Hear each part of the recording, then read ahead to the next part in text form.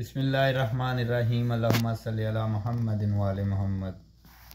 उम्मीद करना कि वेखन वाले सुनन वाले सब खैर दे नाल होवोगे, खैरियत दे नाल होवोगे। अल्लाह पाक दी ज़ात तुहानू अपनी ईमान दोस्तों, मौला अली अलैहिस्सलातु वस्सलाम जिन्हां दे बारे रसूल पाक सल्लल्लाहु अलैहि वसल्लम ने फरमाया सी कि मैं इलम दा शहर हाँ ते अली उसका दरवाज़ा है। मौला अली अलैहिस्सलाम की जिंदगी के विच बहुत सारे लोगों अजमाया भी, शरारत भी की, तनकीद, मतलब कि ईच एंड एवरीथिंग जेडे ना मनन वाले सन उन्होंने करके मौला अली को सवाल पूछ लेना कि वेखांगे हुण सरकार नूं जवाब आंदा कि नहीं, कि अली इसका जवाब दे सकते हैं कि नहीं। इंज ही मौला अली अलैहिस्सलाम की ज़ात दे कोलों एक सवाल किया गया कि मौला अली अलैहिस्सलाम दे कोलों पूछा गया कि मौला साडे दिल च किसी दूसरे लिए मुहब्बत क्यों पैदा हो जाती है, मुहब्बत क्यों किसी सानू दूसरे दे नाल हो जाती है। जिहदे जवाब विच मेरे मौला अमीर अल मोमिनीन इमाम अली अलैहिस्सलाम फरमान लगे। मौला अली अलैहिस्सलाम ने फरमाया कि जदों अल्लाह पाक ने यह दुनिया है ये नहीं सी बनाई तो उदों रूहां बनाइया सन। अल्लाह पाक की ज़ात ने रूहां नूं तखलीक किया, रूहां नूं बनाया।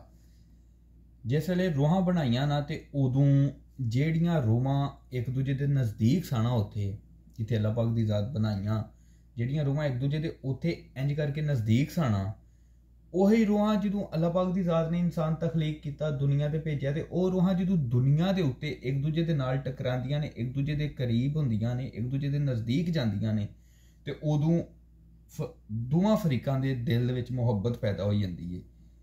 क्या मेरे मौला ने खूब जवाब दिता।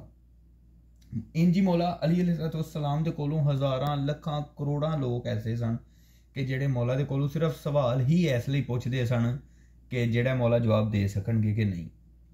दोस्तों, जिन्होंने अल्लाह पाक दे रसूल वेखो, अल्लाह पाक दी ज़ात मौला हज़रत पाक रसूल सल्लल्लाहु अलैहि वसल्लम, मोहम्मद पाक रसूलुल्लाह सल्लल्लाहु अलैहि वसल्लम ते मौला अली अलैहिस्सलाम पैंतन पाक सहाबा कराम औलिया अल्लाह। दोस्तों, इस तो अलावा होर साडे कोल है भी की है, साडा दीन ते बिल्कुल मुख्तसर है, लेकिन असी वो खुशकिस्मत उम्मत हाँ कि जिन्हां ने पाक रसूल नूं बगैर वेखे उन्हां ते ईमान लैके आए हैं।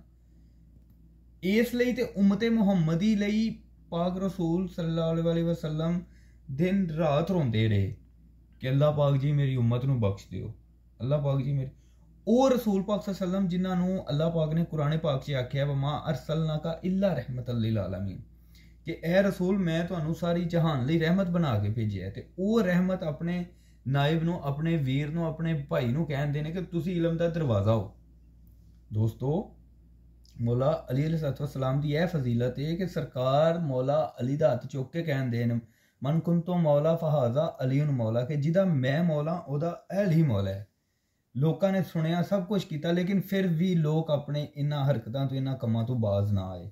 इंज ही मौला अलैहिस्सलाम दे मजीद अच्छे ते अनमोल वाक़े लैके तुहाडी खिदमत विच पेश होवांगे। अज दे इस वाक़े दे नाल अपने वीर नूं इजाज़त दिओ। अल्लाहुम्मा सल्ली अला मुहम्मदिन व आले मुहम्मद। अस्सलामु अलैकुम व रहमतुल्लाहि व बरकातुहू।